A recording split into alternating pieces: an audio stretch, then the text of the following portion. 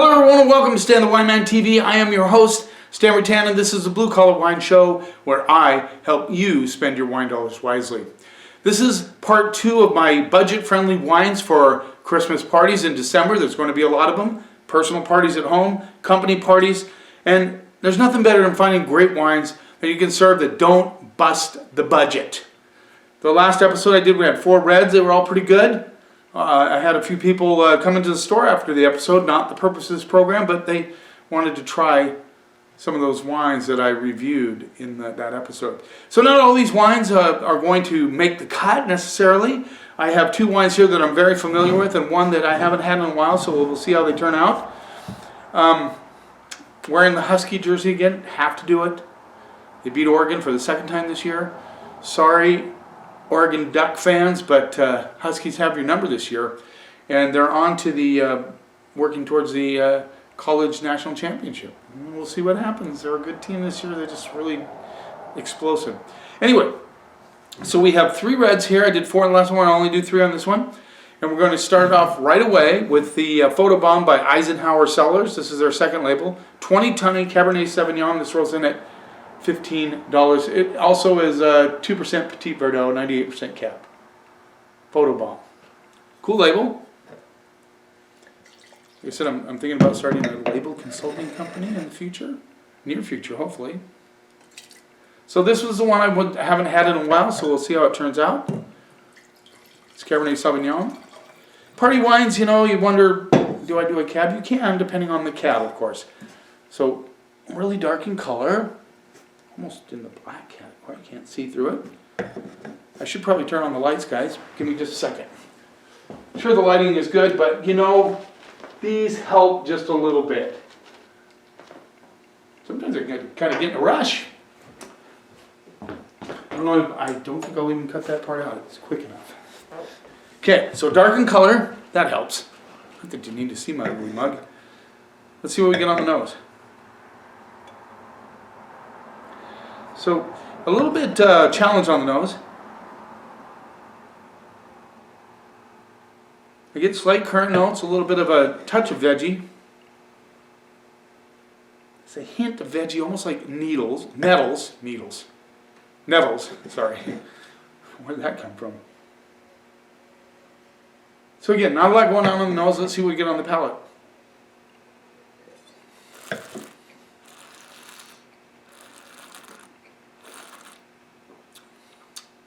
So the initial attack on this one is currant notes.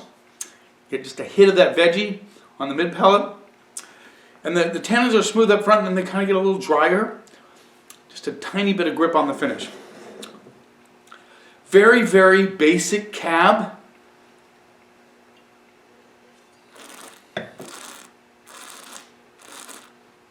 The currant notes do expand on the mid palate. Like I said, it finishes dry. And not super long. But it does linger. It's an okay Cab. It's an average Cab. It's $15.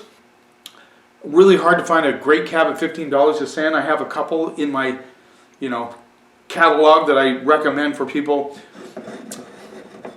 But this may not fall in that Stan's catalog of great $15 wines. Just saying.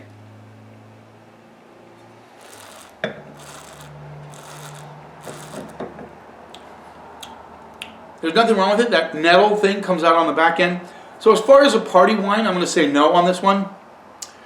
$15 is budget friendly for some people. Even I think I might go for it. I think this might be a better steak wine if you're barbecuing steaks or whatever you're doing. This would be a good steak wine. I think the veggie component kind of throws it out of the 80% category, which is what I'm looking for when I'm doing a party wine. Okay, you're having a party, you want at least 80% of the people to like it. I'm not so sure if this would fall in this category. It's just a basic Cab. I'm going to go C+. It's above average, but not anywhere near exceptional. Just saying. Let's move on to the 2021 Barnard Griffin Red Blend, Washington State. Does this have an appellation on it? I think.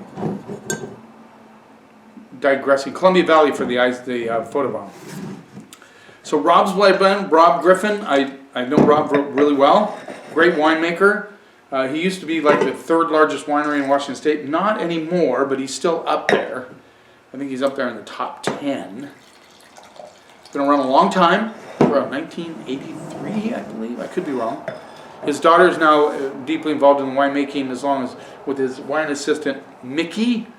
This is a Rob's Red Blend. It rolls in at $12. He does not put the blend in on this one. I'm sure there's Cab, I'm sure there's Merlot, there's might be a little bit of Syrah, you never know. $12, great price point. Let's see what we get. Oh, color, again, as dark as the Photobomb Cab. So we get on those. Almost like a, almost like a really, really exotic perfume soap. My wife and I really like nice soaps, like from Spain and Italy.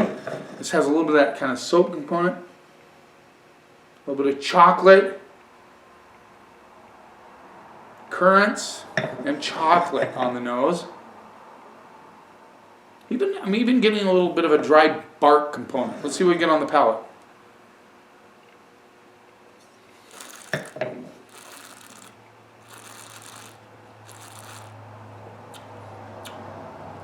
So nice currant notes, chocolate underneath, nicely integrated acidity, makes it fresh on the finish.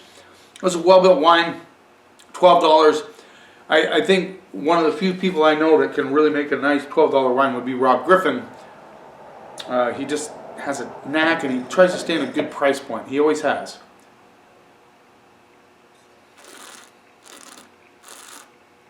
Even getting a little bit of blueberry on the mid palate, which is very interesting. Smooth tannins, but they're a little edgy, so there's a little structure to this wine. Now this would be an 80 to 90% wine. I think if you brought this to a party, people would like it. If you were serving at your house, they'd go, wow, this is a good bottle of wine. You could brown bag it, they'd probably think it was worth more than $12, just saying. Not that you want to do that, but it'd be kind of fun, wouldn't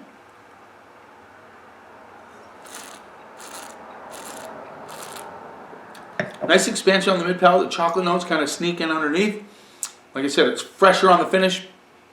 Nicely integrated acidity. Makes it a great food wine. And of course, at Christmas parties, there's always food. So this is a really nice wine for $12. I'm going to go B+. I think it delivers a lot for $12. It's a great wine. Definitely a good party wine. Just saying. Now this is a cool story. I like this one. And I'm very familiar with this wine. 2021 Colby Red Blend from California. The, what's the name of the family? The Groom family. This is a great story. I'll show you the label. This is $11, by the way. So we're talking some serious budget busters here. So Colby Groom had 2 open heart surgeries by the time he was 10. He had a degenerative heart defect when he was born. They fixed it. He's a healthy boy now.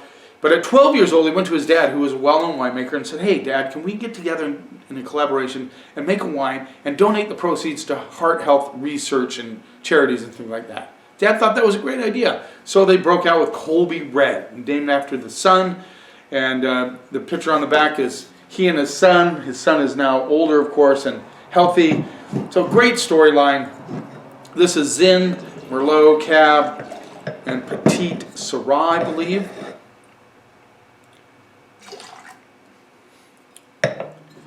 I've this at one time, a couple of years ago, and this might be the last time I tasted it. It was my pick of the month, which I do every month at the store that I work at. I have at the end of the aisle a wine that I pick for the month, which is really cool. It always attracts a lot of attention. Again, these are all very dark wines. Let's see what we get on those. Okay.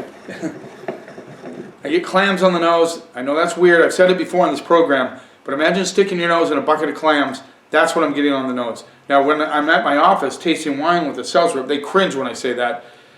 It usually happens with Zin, and I don't know why. So there's some currants, definitely strong clam notes. Now, the key here is, I don't like the clam notes on the nose, but I definitely don't want them on the palate. I love clams, but I don't want them in my wine. A little bit of black raspberry as well, if you can get past the clams. It's interesting, I think it took my assistant Scott a while to understand what I meant by clams, but now he does, I believe. So let's see what we get on the palate. No clams, please.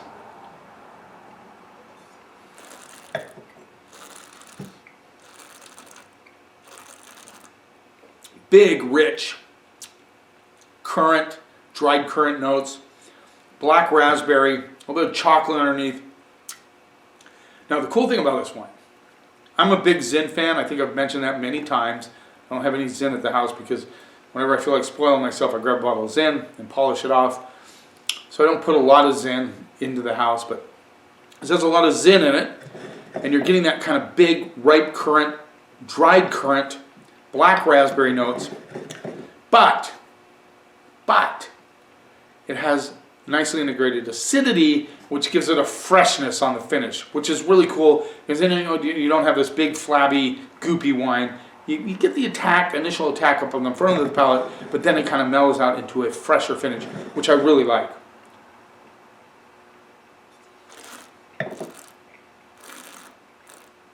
Getting a little licorice too. Nice licorice notes underneath. Chocolate, currants, dried currants. Good flow across the palate. This is a 10 in the delicious category. Did I really just do that? Did I do the air quotes? I'm sorry. I apologize. I rarely do that. This is a 10 in the delicious category. This is an 80 to 100% wine, unless you have a bunch of wine snobs or people that are big into old world wines. If you're picking your crowd, you know what they like, then you serve the wines that they like. But if you're just having a general invite over and you don't really know what they like, this is a wine that would be a big hit at a Christmas party, and it's $11, guys. 11 bucks.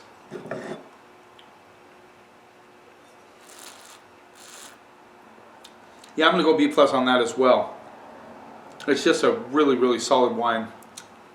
I like the fact that it has some structure, doesn't go goopy on you. Yeah, I really like it.